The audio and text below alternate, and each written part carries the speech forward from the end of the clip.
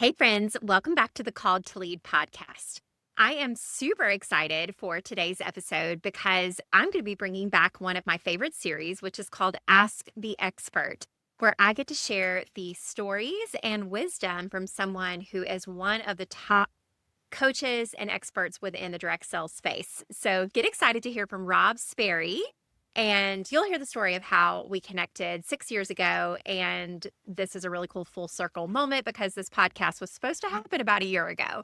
And so I'm super excited to make it happen now. And I think no matter where you are in your network marketing business, you are going to find some really great feedback and value from what Rob has to share today. So let's dive into this interview. Yay.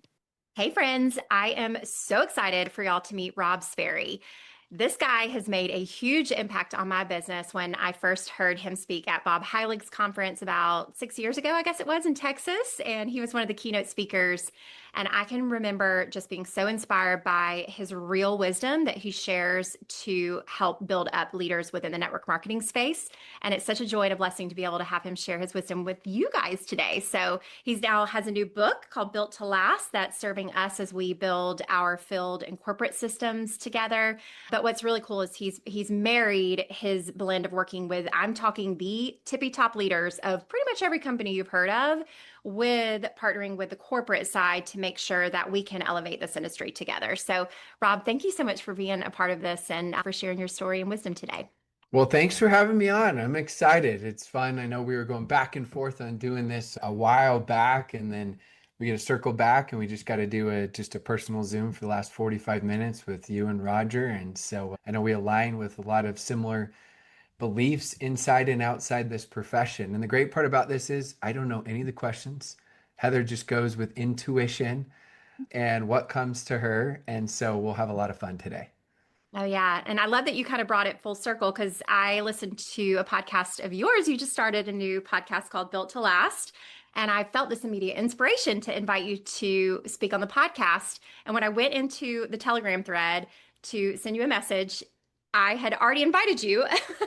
I guess it was a year and some change ago. And it's just really kind of wild because that was actually the month before my listeners of the Call to Lead podcast will know this, but that's the month before my life changed where the job that I loved went a different direction. And so it's just really cool to be able to full circle finally get this podcast out here for everyone to hear. So for those that don't know you, Rob, tell them just the backstory, short story of your journey in network marketing. I know you're a sports guy, right? Tennis. Yeah. I mean, short version is I played college tennis. That's what I always did and loved it. And then got married and decided to coach and teach tennis. And so my aspirations were to run a tennis club, which I was very, very blessed to do at age 24 and came across some highly successful individuals. Always wanted to be an entrepreneur, bought every small business magazine, every entrepreneur magazine, but I called myself a wannabe entrepreneur because I didn't really act on it.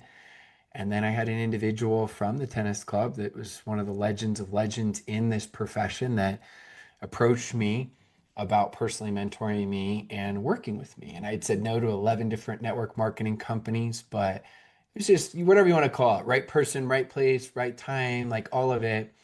And even still, there were times where it almost didn't happen. But the short of it is I got started. I'm the opposite of most. I actually had crazy success and then got my butt kicked. So I did $45,000 in sales selling skincare as a 28-year-old guy. No social media back then, right? At all.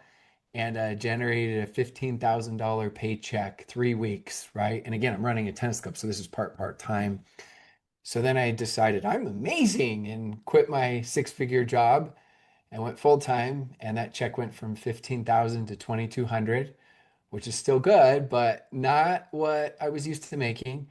And by my fifth month, I made less than $400 for the month. So when I say I went opposite, like started off great and then got my butt kicked and a lot of learning lessons, but I did end up becoming the top recruiter there out of 1 million distributors, built my business in 40 countries, and now I've written 18 books, almost done with book 19, podcast been listened to by 193 countries, spoken in 23 countries. But I like to share the struggle because if we had time, I could spend not hours or days, I could spend weeks on like all of the times where I'm like, am I going to make this? What am I doing?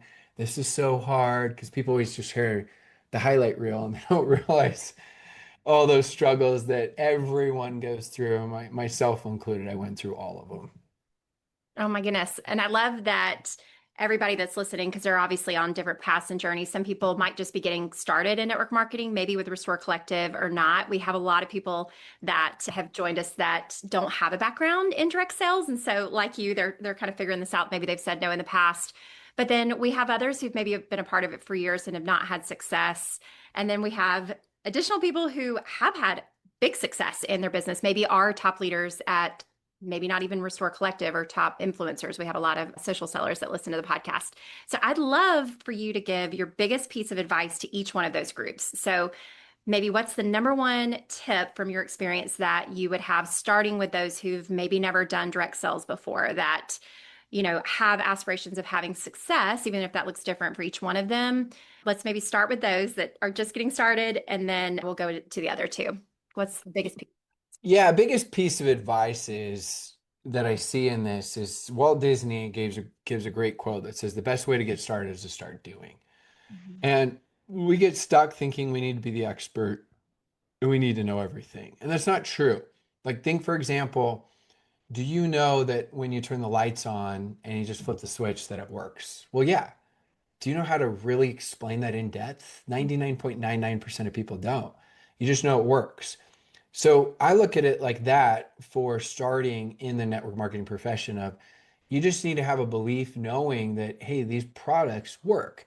Now, of course, I understand a personal experience is more powerful, but other times we can borrow from other people's experience of knowing that, hey, there's enough science, there's enough validation, there's enough sales, there's enough, right? All of these different things of knowing that it works. That was no different for me. At 28 years old, I wasn't interested in skincare. So I wasn't going to get my own personal testimony of those products, right? Like I was, for me, I thought I was having a midlife crisis. What am I doing? Network marketing and skincare? Are you kidding me?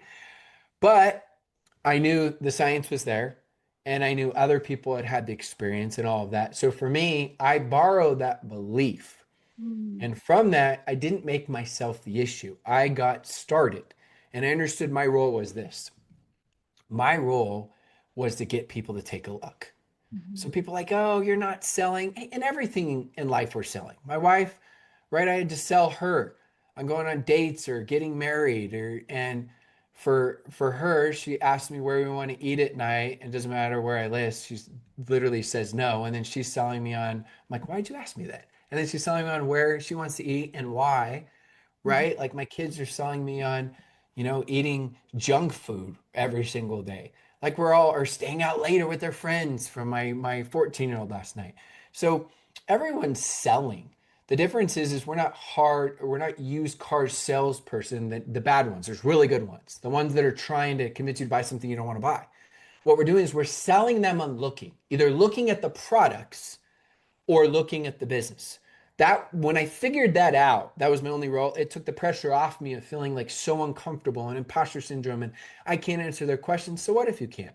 Someone on your team can answer the questions as you go. And then the last thing I'll say on that, and I think this goes for all the other levels, and we can go on those is like think if you're going to a new movie and you saw the reviews and the reviews say that it's amazing this movie and it's the exact fit for the type of movie you like and your friends you're thinking about telling your friends about it, are you like, no, no, no, hey, Julie and John, sorry, you can't go to the movie with me until I see it. Let me see it and I'll tell you about it. Or same with the restaurant, amazing reviews about this brand new Italian restaurant. Sorry, John. Sorry, Julie. Can't come with us tonight. No double date night. We got to test it out. It's laughable, but that's what people think in network marketing. It's like, no, reviews are good. Heard it's great. Come try this out with me as you go. And so for the newbie that has no experience, just simplify that conversation in your head, right? Get that basic level of belief and then realize what you're actually selling. And I promise you that that'll make a difference. That's what made a huge difference for me. I love that. And I think let's move to the people who maybe are experts, because I know, and you will probably agree that when you do know products, maybe you are a makeup expert, right? Or a skincare expert, an esthetician, or you've been a top leader, you've Yeah. built a massive business. Don't you think sometimes coming from that expert lens can almost be an issue in terms of reaching people like you who don't know, right? Or people who aren't experts in that field. So, what advice would you give to those who have done big things in this business to realize that most people are not going to reach where they are in their business? They could, but they Yeah. haven't been there. Yeah, our greatest strengths are typically also our greatest weaknesses if we don't have the awareness, right? There's a reason why when you're driving, right, there's a blind spot, and that's our blind spot. Is our greatest strength can be our greatest weakness. And so it is a strength, but you also have to understand the weakness of it. So the strength is you got credibility because you're the expert on the products. The weakness are a couple of things. Number one, people are going to think, well, I can't do what you do, Mhm. right? Same thing if you're the person with the best personality ever and you're thinking, I can sell anyone. And they're thinking, well, I may buy from you, but I'm never doing this as a business because they're thinking, I can't do what you do. So understand that as you go of, hey, this strength's incredible. Here's my blind spot. How do I protect the blind spot? So I look at it as an expert. This is kind of what I went through when we alluded to my journey where I crushed it at the beginning and then I struggled. At the beginning, I wasn't the expert because I didn't know anything. The more I became the expert and showed that, the less success that I had because I became a professional at only selling, right? But I had zero duplication because no one thought they could do what I did. My presentations became so good, they were really, really bad. They were too complicated, right? And I could explain it, and they're like, wow, that was great, but no one else wanted to do it. So, how I simplified that is I realized that it's great that I have all this information and credibility, but people are asking themselves two questions. This is psychology, and everyone who's looking at your business or looking at buying your products, right? They're saying, can I do what you're doing? Like, can I do it? And number two is it worth it? So if you're looking at it from a business standpoint, well, can I do what you're doing? Can I present like you? And number two is, sure, I could do that, but is that worth it? Like, that's so painful. That's so hard. So knowing that, I was always answering those two questions. That's why I think it's really, really important at the beginning, the best presentations handle the objections during the presentation. So I would let people know all different personalities and styles can have success. For me, one of my weaknesses is because I've got this background, like people think they have to be like me. So I'm already telling them, I'm already taking this away. And then the second part to that is I would do third party validations, whether that is, a lot do the three-way calls, right? Or Zooms, but more often than now, at the beginning, they're using either DMs or a messenger where they're doing quick voice messages. So if I'm talking to Heather, I'm going to put her on right away with Julie. And now she has a different personality and style where she realizes it's not just about me. And this is actually what my mentor, who's made over $30 million, did. He didn't need to put anybody else on. I mean, I was signing up because he was so successful, but he did. He literally put me on right away with somebody else because he understood that later he's teaching me the process of duplication and having a completely different style and personality and voice. So I didn't make it about I need to be like this mentor. So those two things are a big deal, even though they're small. They make a big, big difference when you're building your business. Oh my gosh, that's huge. That's such good advice. And I know it'll serve those well who are in that place in their business. So for the last group, and I know that just with the changes in the industry, with companies making different directions and people maybe changing companies again, whether that's with Restore or not, or someone who's been rooted at a company for a long time and is maybe not seeing the same success that they once did. What's your advice to someone who's maybe feeling discouraged over what they hoped their business would look like, maybe that expectation of something, but life not showing up? How would you encourage them to kind of keep going? Yeah, typically burnout is always vision in the story you're telling yourself. Because if you're burnout right now and all of a sudden you had two people join your business and those two people brought in 20 each, Are you still burnt out? You're not. So what you're doing is you're getting caught up in the exact moment and the exact results, which the results are some feedback, but a lot of leaders would say marry the process, divorce the results. I don't say that. I say marry the process, date the results, because they are some sort of feedback as they go. And I get it, the vision can get extremely foggy at times when you're building. And so it's coming back to that and really just understanding what was that new energy you had at the beginning. Because, like you said, some had success and now they've fallen back. Well, at the beginning, their knowledge, and this is a big training I do even with leaders, their knowledge was all the way like super, super low, and their energy was extremely high. So think of energy as like 10 out of 10, and their knowledge was 1 out of 10. Yet they had success when they were engaged.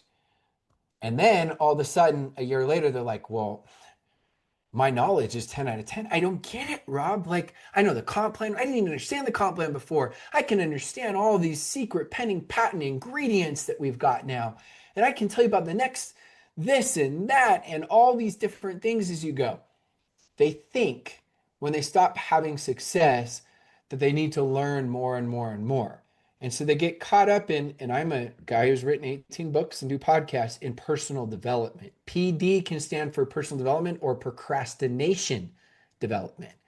And they get stuck in this loop of learn, learn, learn, learn while not taking any action. And so their knowledge increases, but the less success they have, the more they think they need to learn. And it becomes this loop that never ends. And eventually they thought they worked, which they did 20 hours for the week. But in reality, they made maybe 1 to 2 new invites. And so their business is stuck by a process of typically their lack of action. And if they take action, it's for a fleeting moment, for maybe a week or a couple weeks. That's like planting a seed and saying, where's my tree? Right? The next day. Or that's like the people that just study, study, study, study, not taking action. That would be like Michael Phelps, the greatest Olympian of all time, only studies and watches YouTube videos, but never actually gets in the pool and swims. And that's what we do in network marketing. And so I look at it as, yeah, you got to go back and give yourself a little bit of a vision, right? You got to figure out maybe it's a little personal development in the morning. I think that's incredible, but it should be learn, action, action, action, not learn, learn, learn, learn, learn, learn, learn, learn, and a little bit of action as you go. And so it's being more deliberate in the action you're taking. Because think about this. I just did this with a large group, 500 people. And I asked them, if you spend an hour a day, how many people could you reach out to? You have crazy numbers all over the place. Some said 5, some said 100.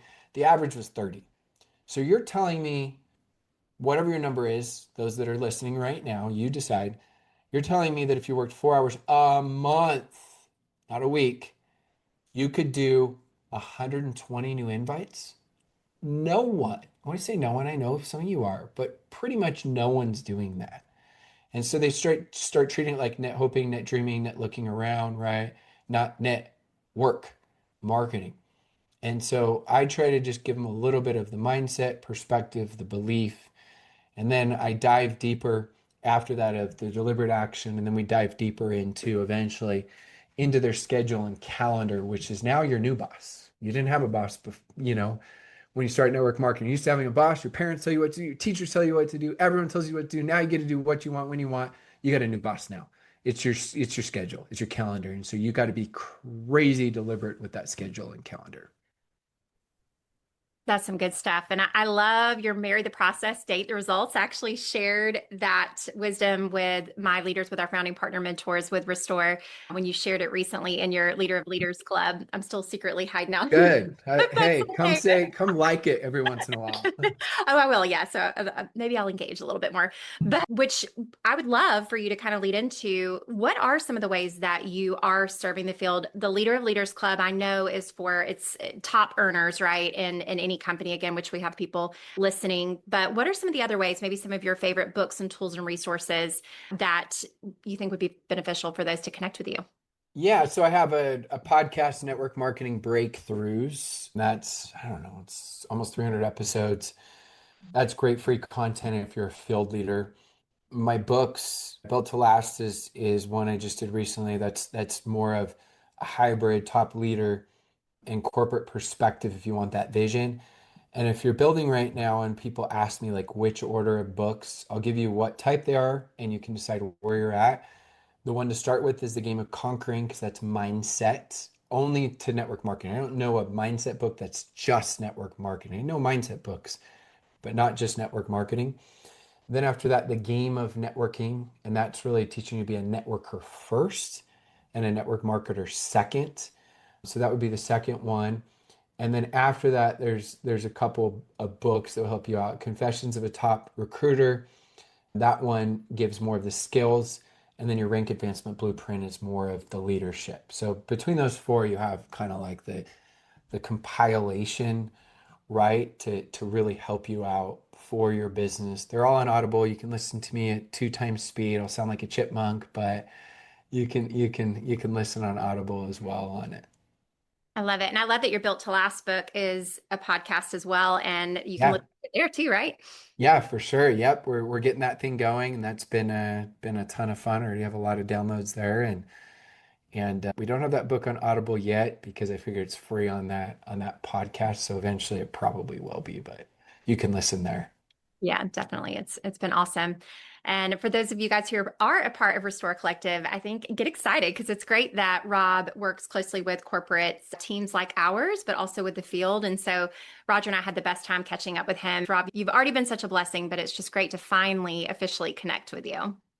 Well, excited to connect again online. I know we got to meet briefly 2019, 6 years ago. So now full circle as we go, and all of you tuning in. As always, my takeaway for you is just figure out one thing, one insight. You may have a lot of notes, but one thing you're like, okay, I got to improve on that in my business because progress is the goal. Progress is my definition of happiness. When we're progressing, we're happy. And so we're always trying to look for different ways to progress, right? In all areas of life. And in this case, we're talking about business. So find one thing you can take away that you say, okay, I can make a little bit of progress on my business to make a difference.